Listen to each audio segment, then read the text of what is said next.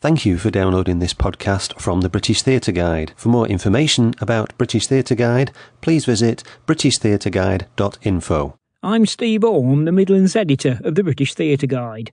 For more than 20 years, Fierce Festival has been promoting Birmingham as, quote, a vibrant, diverse and tolerant place where the incredible happens in unusual places.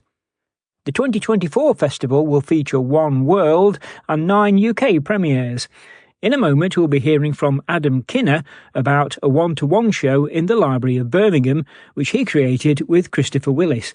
But first, Clayton Lee, who's Canadian and took over as artistic director 12 months ago, explains how he approached his first Fierce Festival.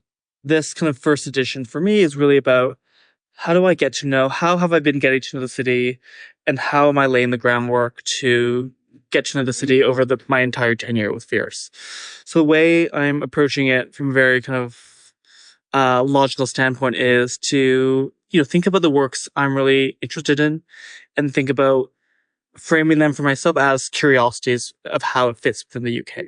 This is a new context for me. It's a new audience for me. So there are any number of works within the festival where I'm like, oh, how will kind of audiences take that, receive that? How will they kind of respond to it?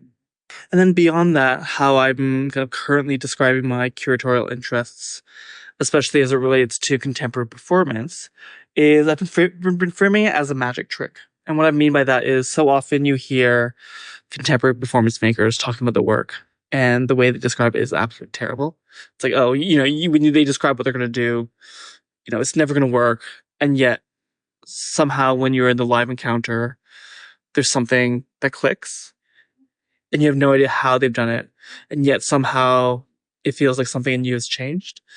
And so many of the artists, as I've kind of met their work in previous contexts, have done that for me.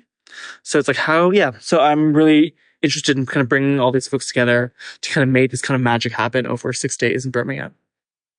For some people who don't know a lot about Fierce Festival, they may find it very strange in some ways that you can attract all these artists from all over the world. How do you manage to do it? Yeah, Fierce has been around for over 25 years. We have a really strong reputation locally, nationally, internationally, where, so many artists come to Fierce and have a great time, but also are so kind of taken by the audiences here. But also we kind of have been so successful at kind of attracting, some of the world's quote unquote best artists because of our kind of stellar reputation internationally, right? Fierce is a place that presenters and artists want to come to. And as a result, audiences also come, from all around to attend. So why would artists want to come to Birmingham and Fierce Festival rather than go just say somewhere like the Edinburgh Fringe? Yeah, the Edinburgh Fringe is a very different context from Fierce, right? Where Fierce is a curated program where Edinburgh Fringe, for all intents and purposes, is a anything goes kind of strategy. Whereas the kind of 15 to 20 shows you see at Fierce have all been kind of hand selected and offer a very specific aesthetic or formal interest or formal path. Where, if you are a presenter of contemporary performance, of live art, of contemporary dance, Fierce is a place to be. Whereas Edinburgh Fringe is, contemporary theater, traditional theater, circus, stand-up comics. It's kind of everything. It's a smorgasbord of everything. Whereas the ways in which Fierce and kind of our sister festivals think about it is a kind of curated conversation about where contemporary performance is. So it is a much more focused strategy of seeing work in a quick density of time. Your website says that the 6-day program has a daring international contemporary live art and performance. So in what way is it daring? The ways I think about daring, I think have shifted over the past few years. And I kind of equate it to the ways in which I think about what is radical, right? And for me, daring and radicality sit in relationship to the status quo. So the works, at Fierce this year and, in previous iterations have always felt like a response to what's happening in the world right now, and the ways in which I think they're daring are, what is daring about seeing simple, I'm really interested, for example, in kind of simple actions, a la in the style of kind of performance art. And for me, remains something kind of daring about that, where, seemingly banal everyday actions can be taken and heightened into this daring world because of the context and because of the world that we're kind of living in currently. We're here in the Library of Birmingham, which seems really nice, if different venue to put things on. Are the other venues at Fierce Festival similar? Yeah, that's a good question. For the most part this year, we are working within traditional venue contexts. So that includes the Birmingham Hippodrome, the Midlands Arts Centre. And then we have a few slightly more DIY contexts. One of our really incredible partners is the Birmingham Black Box Theatre. We're also partnering with Steamhouse as well as the Library of Birmingham. So it's a mix. It's a mix of really traditional theatre settings, but also these kind of site-specific works that have and offer audiences a kind of multitudinal or capacity to have multitudes of experiences. We're also working at Exchange right across the street. I mean, yeah, there's a lot. Now, Adam Kinner and Christopher Willis are performing their show Manual here in the Library of Birmingham. Why did you bring them over here? Yeah, absolutely. I saw the work last year, 2023, in Glasgow at Take Me Somewhere. And, I think there's a real tradition of one-to-one performances in the UK. The live art scene here and our kind of general audiences in the UK love experiential work. So that's what was kind of immediately captivating to me. And I will say, as I'm not someone who generally likes one-to-one work, I find it complicated. I'm an audience member who hates participating. So I find one-to-one generally quite confronting. But the strategies that Adam and Christopher are using in Manual are just so clever and really tender and sweet. And I'm really interested in how it actively reshapes my experience with the library. And, what's particularly interesting about it in this context is, Birmingham City Council is effectively bankrupt and, there have been major cuts to the library. So this is a work that in many ways continues to celebrate that space in amidst the kind of catastrophic financial situation of this city/country. Adam, you're here with your show Manual. Can you explain all about it? Manual is a one-on-one show. So one performer and one audience member at a time, and it happens in a public library. It uses books and recorded sound to kind of bring you into like a sensory experience in the library, where you're kind of diving into these like images and sounds, and you're surrounded by people using the library normally. And the show doesn't look like a show. It's sort of clandestine. So yeah, it's kind of this, we describe it as our psychedelic library show. It's sort of a soft psychedelic show that like, it's funny to call it psychedelic, but a show that kind of brings you into like this heightened state of awareness in a public space. Where did you get the idea from? We started working on Manual on an invitation from a festival in Glasgow called Take Me Somewhere. And we were interested in public space, but we were also looking for a kind of public space that was both like super accessible, but also had kind of controlled sonic conditions. So a library with its like history of quietness appealed to us as a place where we could really focus on listening and then focus also on looking really slowly and kind of like getting into a physical. Yeah, so we started working at the Mitchell, Glasgow. And that sort of spawned this show. So it's essentially a show in a library. So will people who take part, do you think there might be some reluctance on their part to get involved in it, or you expect them to join in joyfully?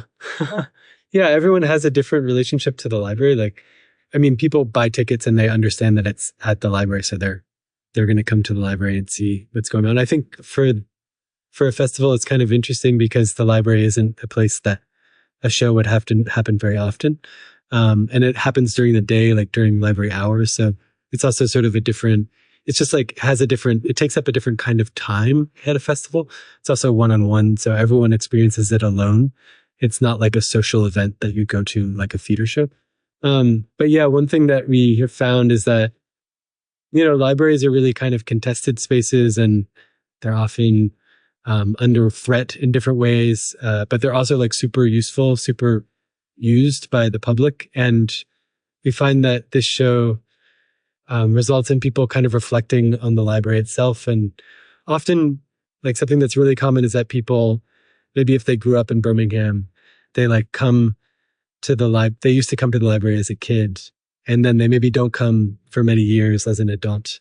So there's like this, I see my collaborators, there's this feeling of like, oh yeah, I kind of forgot about the library. Or there's people that I come to the library all the time. I used to come with my father. I used to read here when I was doing my PhD or something. So they already have this really close relationship with the library. So we find that this show kind of draws out people's either historical or current or longed for relationship to a library that it could be a different part of their life than it is. You're from Montreal. Why have you come all the way to Birmingham with the show? We've been doing this show for some reason like many times in the UK. I guess we premiered it in the UK at Tiffany somewhere in Glasgow. We partly, as I said, made it in Glasgow.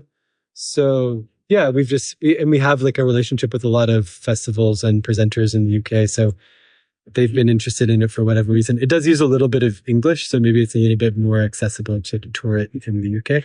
But we also just like coming to the UK and working with people here. It's not the first time you brought a show to the Fierce Festival, is it?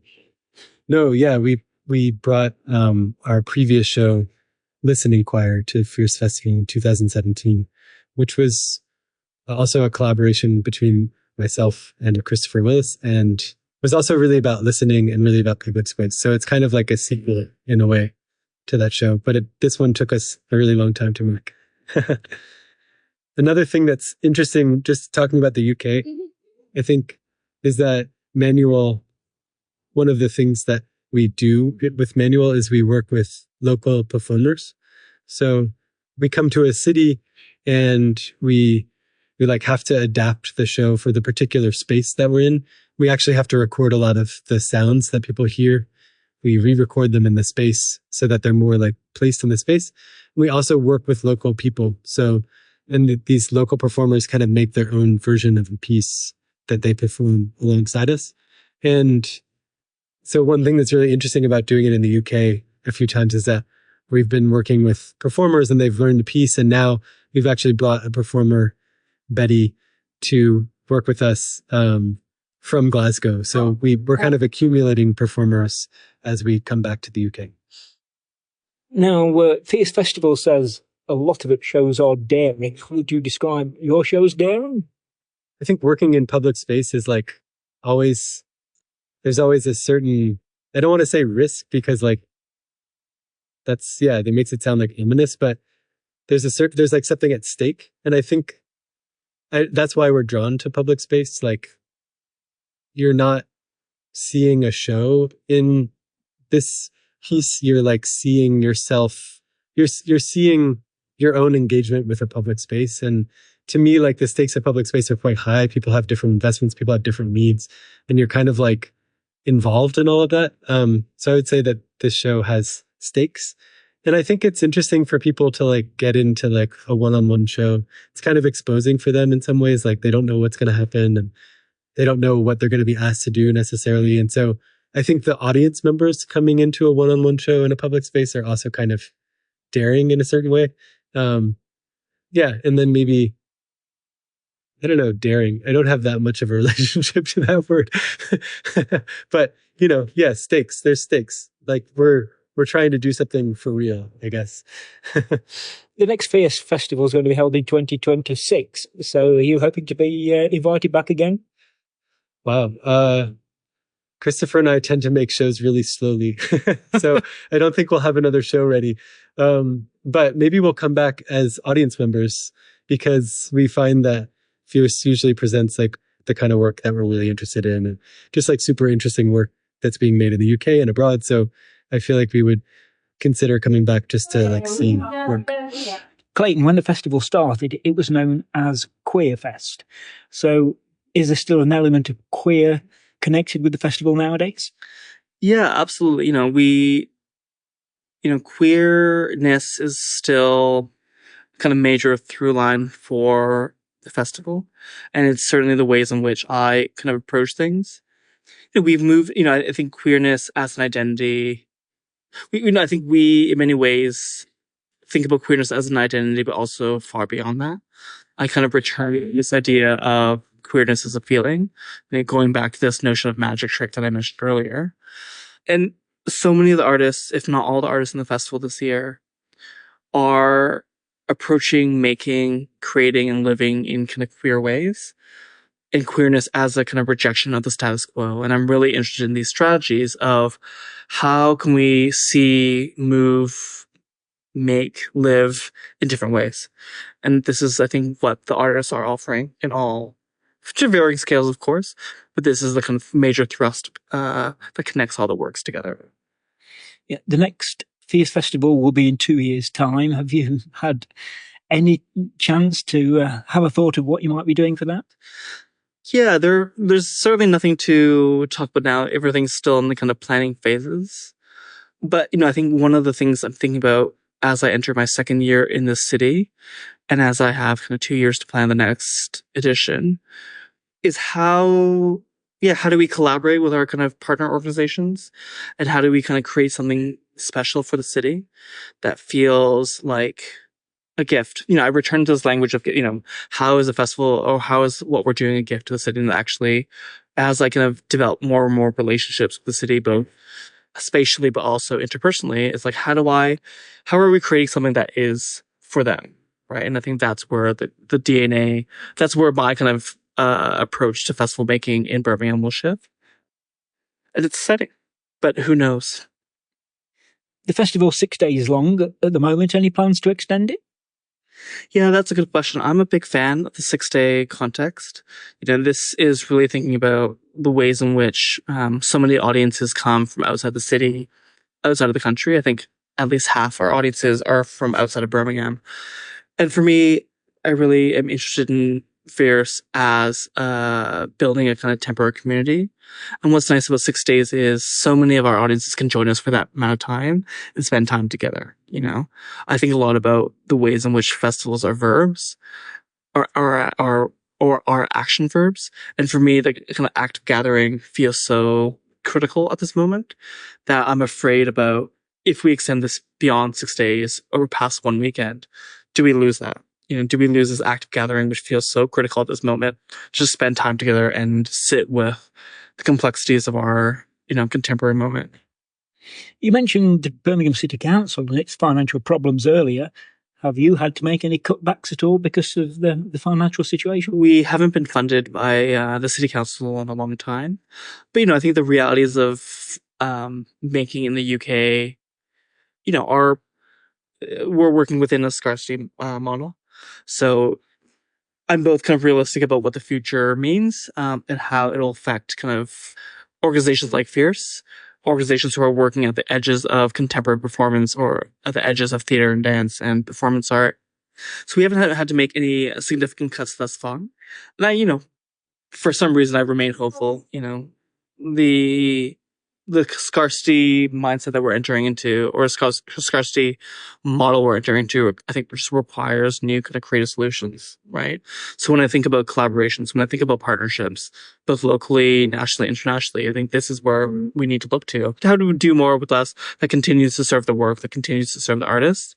And what are the kind of creative solutions that can unlock that? Those are the conversations I'm really interested in. We all optimistic that Fierce Festival will continue. Oh, yeah, of course. Fierce will be held from Tuesday, October the 15th until Saturday, October the 19th. You've been listening to a podcast from British Theatre Guide. For more information, please visit britishtheatreguide.info.